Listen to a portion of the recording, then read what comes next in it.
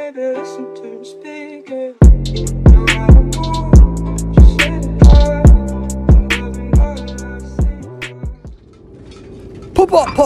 Pop, Perswayable. What's going on, everybody? So I want to get right into this today. So what is the difference really between Seer and Perfumer? Who should you buy? Which one is the better character? In these two games, I actually play against two top hunters. They're really good. I wanted to try to keep the footage actually as realistic as possible instead of me just destroying some tier 1 and pretending I'm a god, right?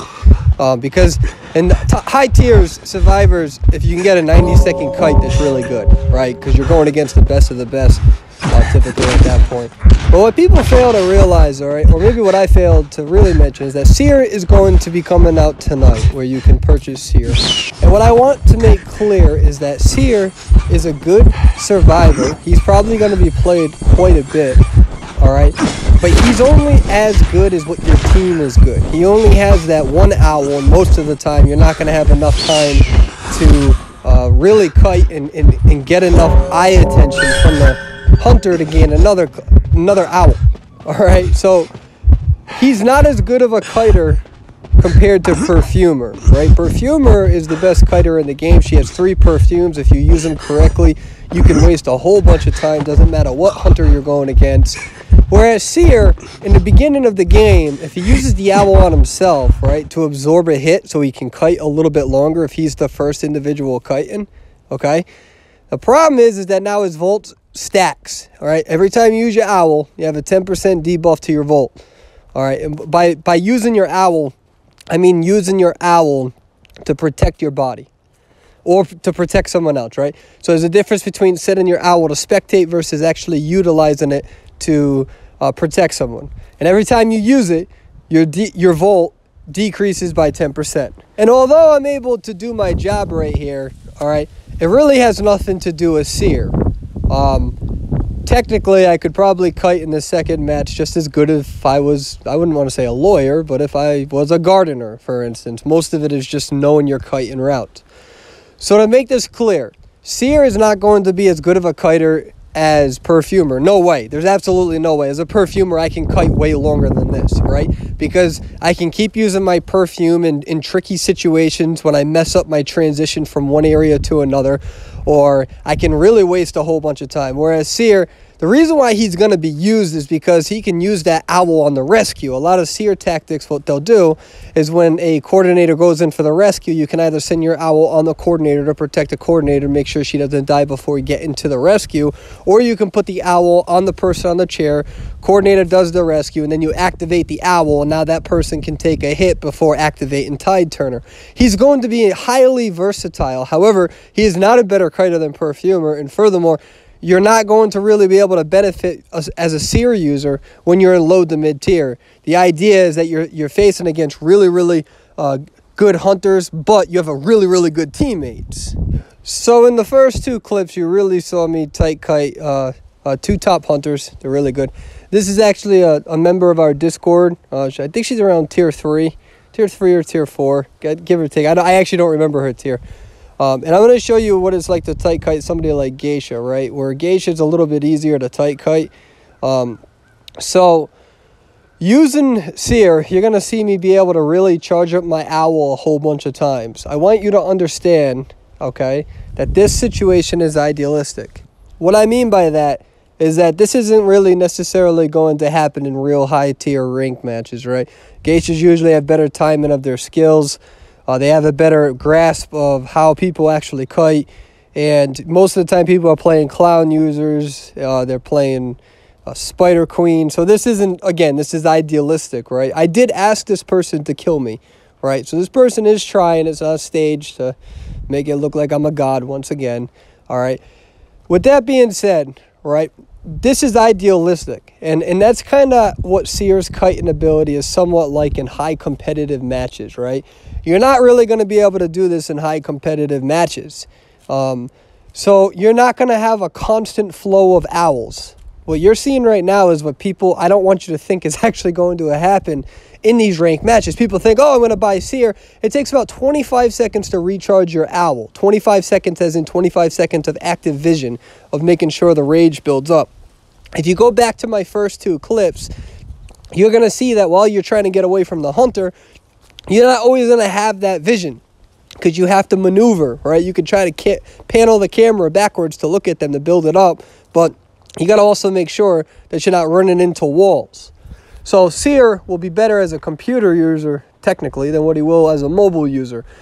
He's still going to be a decent kiter. He can still absorb the first shot if he really needs to early game. You don't really want to use that. It's kind of like being a coordinator and using your flare gun, right? Because the whole point of Seer is that he is going to be good with a high-quality team, a team that doesn't die, a team that only goes down maybe once or twice in the game. That's what you see in high tiers. Again, if you're a Seer user and your teammates go down in 30 seconds, what are you going to do? You're going to use your owl, right? You'll use your owl to go in for the first save, either on yourself or use it to the coordinator, even if you have one in lower mid tiers. And then after that, you're kind of screwed. You have no owl. You're just a regular character with a debuff to his volt. So, to his volt, rather. A debuff to his volt. So, again, he's going to be good. He's going to be a decent kiter. But, again, he's not going to be as good of a kiter as Perfumer. If you're random queuing or in your low tiers, you're probably better off going with a Perfumer. Perfumer can still save if you go Tide, Turner, and Borrowed Time. I'll be doing a video on that. The meta is kind of shifting with personas. A lot of high-tier players now are going bottom and right instead of left and right to increase the ability to save from all members of the team. And now you're just supposed to kind of tight kite at least for 60 seconds. By then, if it takes them about 20 seconds, 15 seconds to find you, you're already down to 3 ciphers. So the idea of using Seer is that in a high caliber team, only the person is going to be able to kite for at least 60 to 90 seconds, which means that you keep decoding, you use your owl for the rescue, that person can probably get away, your team wins the match. Do you see how idealistic that sounds if you're in lower mid tier? And if you're low and mid tier and you use your Seer, now you have a 10% debuff. I'm sorry, if you use your owl, you have a 10% debuff. Again, every time you use your owl to protect, that debuffs your volt. After 5 uses, you're at 50%. I think it caps there between 40 and 50%. Do you know how slow you are? You can check my Seer video.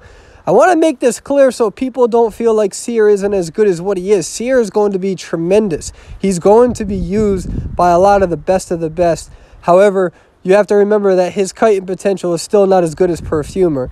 Perfumer can absorb a total of 5 hits. When I play a Perfumer, I get so annoyed. When I face a Seer, I don't get annoyed when I do face them. They're going to be annoying to deal with on teams. And what I mean by I don't get annoyed is that I don't get annoyed if I have to go and kill them, right? If I have to go and kill them, they're relatively easy to kill. They only have one protection point to them, and that's using the owl on themselves. Against a clown or a spider, actually a spider can just shoot her web and it gets rid of the owl and then hits you with a normal attack. So he's still going to be used. He's still going to be more versatile than, like, let's say, Thief. He'll probably be replacing Thief and Magician entirely, right? However, with that being said, he's only going to shine in high-tier teams. And I want to make this clear. I know I keep repeating myself, but I have to make this clear because I don't want people to buy Seer and then feel like he's underwhelming. He's not. He's a good player, but he's only as good as what your team is. It's kind of like playing mechanic. If your whole team dies, then you can't really do much with a mechanic. You're only as good as your other teammates being able to stay alive. And what makes a good mechanic from a bad mechanic separate is how good that mechanic is able to kite when under pressure. So again, you see this hunter trying to kill me. It's relatively easy only because I was a top player, and this is just a regular, typical hunter. This isn't a top hunter. So you can use Seer, and you can have fun with Seer. But like I said, I want people to understand that if you buy Seer and you're in low tier or mid tier, it's going to be very difficult unless you have a good team, okay? Your better bet is possibly going with Perfumer. But then again, you're not facing top hunters, so you don't necessarily need the perfumes. So maybe it kind of offsets. If you want to learn your kiting strategies, Seer might be the better option just because you don't have to rely on your perfumes as much. But in the end, I do consider Perfumer a way better kiter. However, I do believe that Seer is going to have his place. He's extremely versatile. In high-tier matches, it can be very difficult just to get one survivor down. And for you to allow yourself to use your ability to help yourself and to help others is going to be of tremendous value. And I'm not going to lie, I'm super busy today. I wish that I could have had more footage of Perfumer with like side-by-side footage. It's just I don't have the time today.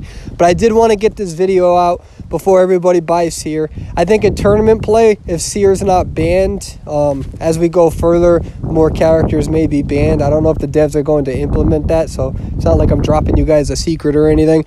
But you will see Seer. Seer will be used, but it should be used by teams that are highly coordinated, and it should be by teammates who aren't going to be constantly dying. The question is that if I'm Spider Queen, would I rather face 2 Seers, a mechanic and a coordinator, or 2 Perfumers, a coordinator and a mechanic? And the answer is really going to depend. I know for a fact that when I face 2 expert Perfumers, it's going to take me a while to kill them unless I can do better than them. All right? But with Seers, I know they can only absorb 1 shot if they choose to absorb 1 shot, because then they still have the owl. So I know I'm kind of repeating myself a lot here, but again, I want to make this as clear as I possibly can. When you buy them, have realistic expectations. The new meta of the personas is changing. A lot of vets are now going down and bottom. It's been like that. I'm sorry, down and right. It's been like that for a while. I'll do a video on that tomorrow, but I recommend buying Seer. Just have realistic expectations. And yeah, if you have any questions, feel free to post them on the YouTube. I'll try to answer as many as I can, okay? Bye, guys.